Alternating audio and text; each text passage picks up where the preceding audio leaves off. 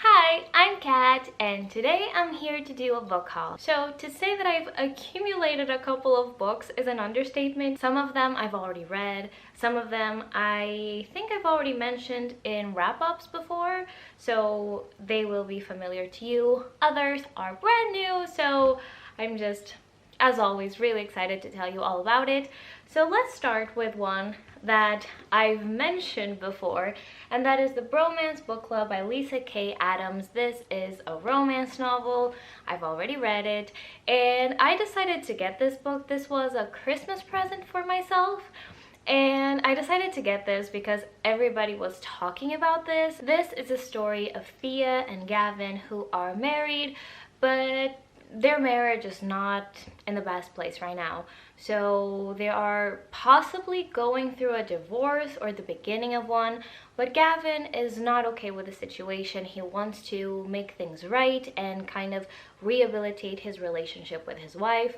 So this book is all about that. There's a group of friends of Gavin who have this book club where they read romance novels and kind of try to be better partners, and they help him out to be a better person as a whole and a better partner for Thea. And this is the first book in a series, same as Talia Hibbert does, where each book focuses on a couple. Then I got The Death of Francis Bacon by Max Porter. This was one of my most anticipated books of the year.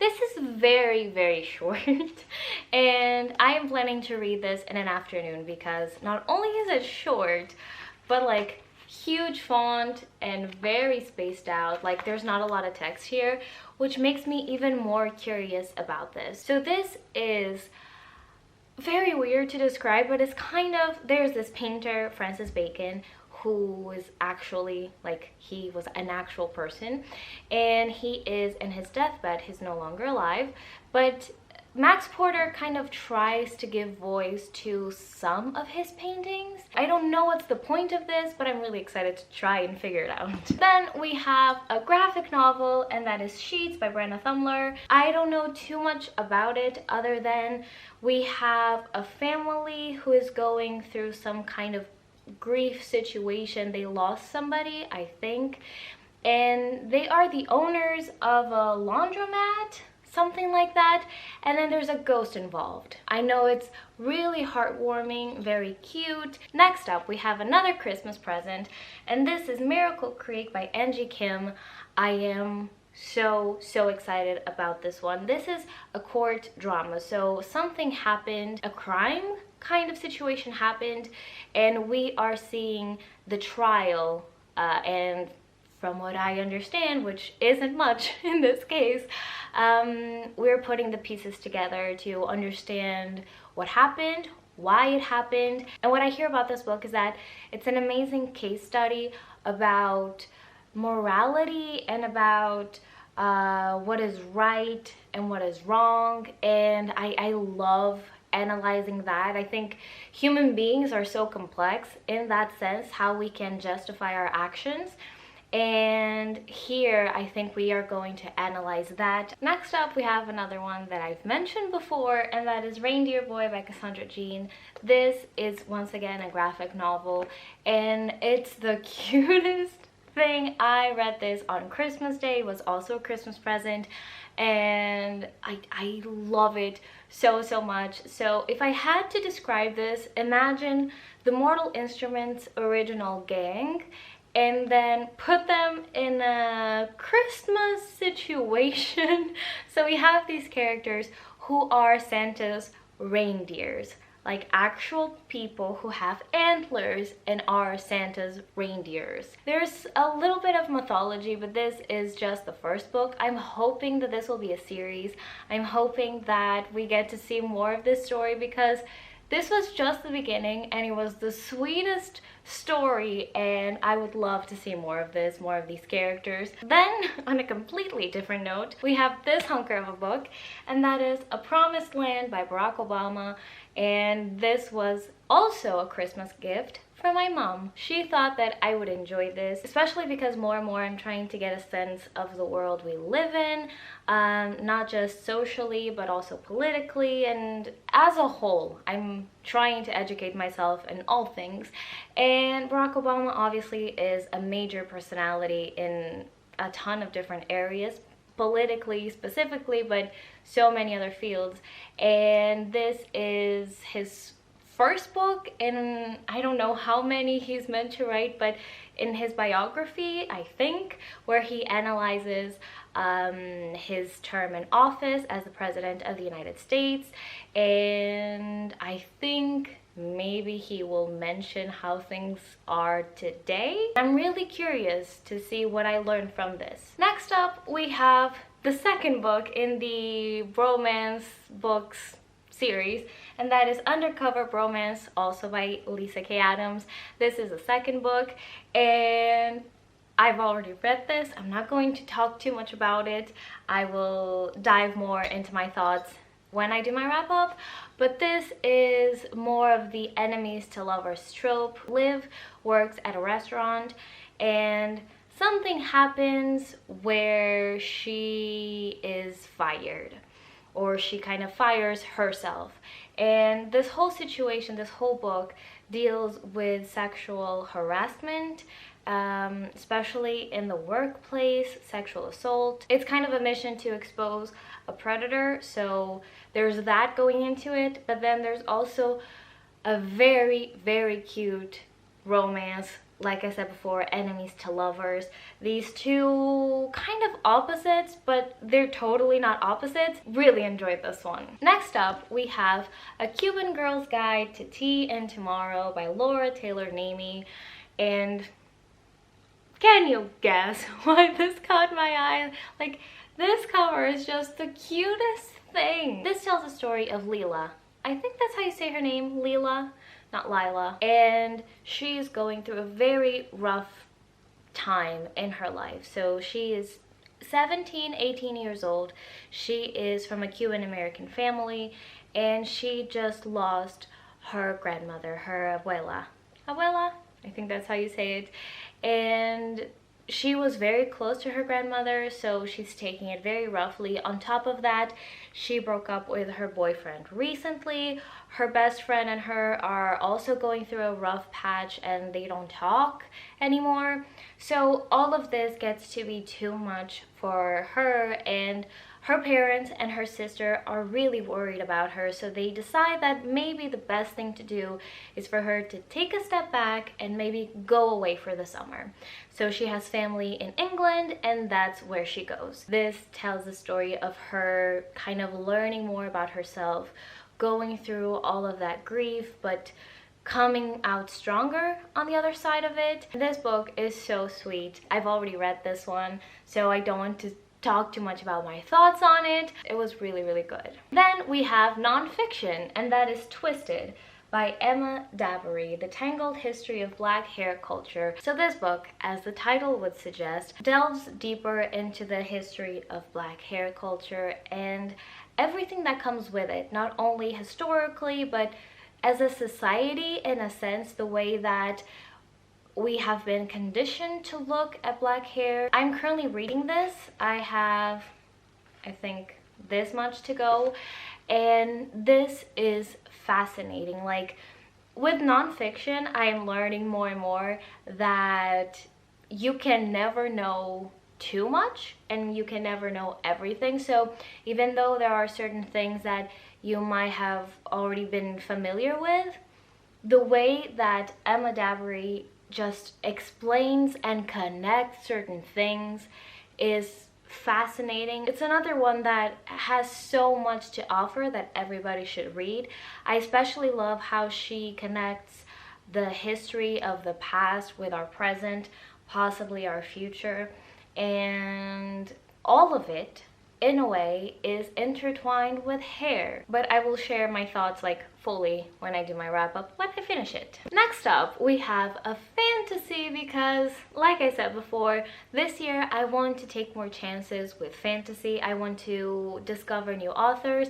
I want to delve into new worlds. And this is Star Daughter by, sorry if I say this wrong, Shvita Takrar. Obviously the cover is stunning, absolutely stunning, and this deals with stars. So we have our main character Shital, and she has this ancestry that in a way relates to stars, so she has some power related to that, and her family kind of chooses her as a champion in this competition, so there's going to be that element of it.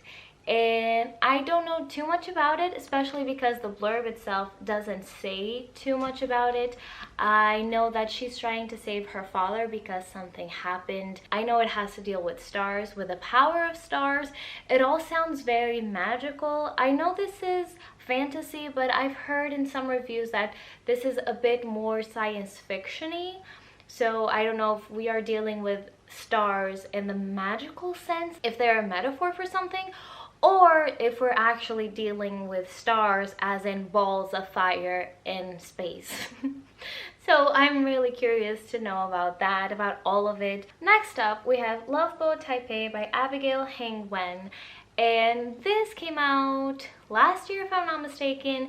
And ever since it came out, I've been curious about it. And I'm still not sure if this is just contemporary or if it has some kind of magic situation going on. So we have our main character, Ever Wong, and she is expecting her summer to be one way, like very school focused and stuff like that, but something happens that leads her to kind of summer vacation.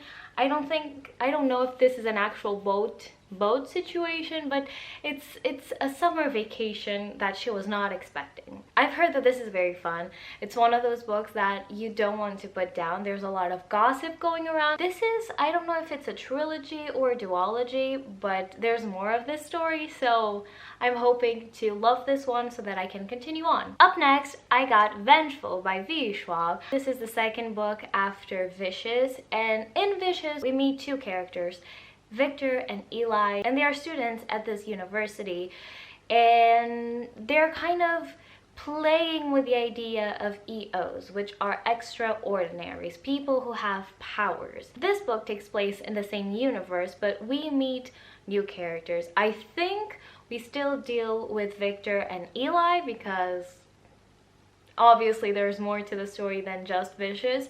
And I have heard that this one is even better than the first one.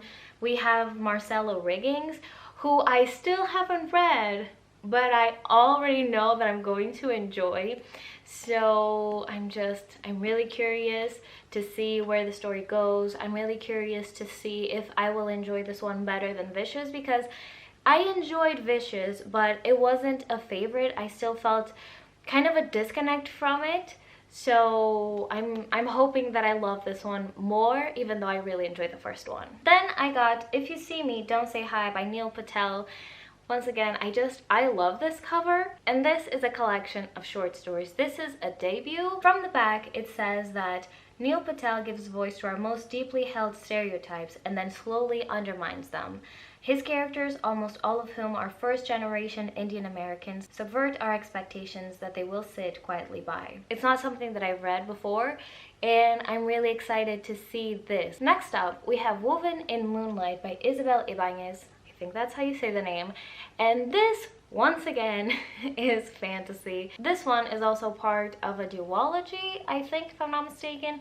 So if I enjoyed this one, there's more to read. And this is inspired by Bolivian history and kind of culture. So once again, it's something that I know nothing about. From the back, I get the sense that this deals a lot with politics. I'm excited to get to this one. Next up, we have another nonfiction, and that is Heavy by Keith Lehman. And this is a memoir. I, once again, don't know too much about this one, other than the fact that everybody loves it. Everybody says that it's very well written, and I'm hoping to love it as well, hoping to get to this very, very soon. And this has won a ton of awards and been like nominated for a ton of things. And this from the back says that it fearlessly explores what the weight of a lifetime of secrets, lies, and deception does to a black body, a black family, and a nation teetering on the brink of moral collapse. I've only heard great things about it, and it's not something that I read a lot of, memoirs, so I'm going to give this one a try and hopefully I love it too. Next up, I have Frankly in Love by David Yoon, the husband of Nicola Yoon, and this is also contemporary romance. This tells the story of Frank, who is Korean American, and his parents really want him to end up with a Korean American girl. But from what I understand, he is already in love with another girl who isn't Korean American, so his parents wouldn't approve of that. And there's this fake dating kind of situation, obviously, as you can tell by the cover. And I'm just, it's really all I need to know. I'm really excited to give this one a try. I'm hoping this deals a little bit with the family aspect as well, not just the relationship, but the family expectations. Next up, I have Freshwater by Akawake Imezi, and this is, I think, a book that deals with magical realism. I could be wrong, but I don't think I am. So we have Ada, whose parents prayed her into existence. Then she grows up, but there's always something unusual about her. From what I understand, something traumatic happens, and obviously that has consequences. I'm expecting this book to be very odd, but also very, like, poignant and one of those moving books. I've heard a ton of great things about this one. This is a debut from this author, and I've never read anything of theirs before, so I'm really excited to pick this one up. 2 more books to go. We have Legend Born by Tracy Dion, and this book, I just finished this. I am so excited to talk more about this one, but I won't do that here. So The Sun made an appearance. You can already see this book is great because the sun came out for it.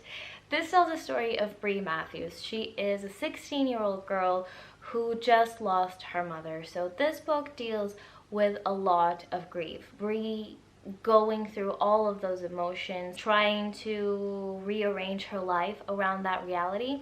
And not only is she going through that, but she is going to college. Now, she's 16, but in this situation, there is early college. I don't know if this is something that happens in the States. I don't think it is. I think this is very much a situation that happens in this book, and it's explained in this book.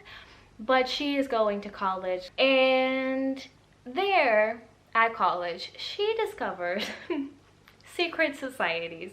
So there's this one that deals with King Arthur and the legend of the Round Table, and it's all very, very interesting. This is fantasy, and I can already tell you from reading this book that the world building, the explanation for how everything works is brilliant. Read this one. I cannot say that I'm excited to read it because I have already done it, already enjoyed it so much, loved it. I have never read anything like King Arthur legend situation inspired, so this was very refreshing. I feel like I've learned a lot. It's not something that I've seen before, so if you want a different twist on the fantasy genre and different inspirations, this is amazing, beautifully written. And finally, we get to the last book, and that is From Blood and Ash by Jennifer L. Armentrout. Now, I don't know if you are aware of this book yet, but I feel like whenever I go on Instagram, this is everything I see. And this is being compared to A Court of Thorns and Roses, which I love so much. So obviously, ever since I saw that comparison, I was sold on this book. I don't know anything about it, anything at all, other than it has sexy romance. That's all I know about it. We have like a magical situation. I'm not sure if it's vampires or something. I'm hoping to read this soon. This is the first in a trilogy. The last book of the trilogy comes out in April, if I'm not mistaken. So I'm hoping that if I love it, I can just binge the whole thing. Even though this is huge, everybody says that you fly through it, so I'm hoping that is the case for me. I'm hoping to love it, because I don't know of too many series that are compared to ACOTAR in the best sense. So I'm hoping that I fall in love with this so that I can just, find me other couples to ship and to swoon over. That's really the situation here. And that's the video for today. I'm pretty certain that this video is huge, but still, I hope you enjoyed it. If you have read any of the books that I mentioned, let me know your thoughts down below. Which ones have you read? Which ones are on your TBR? I'd love to know. And that's it for today. I'll see you next time. Bye!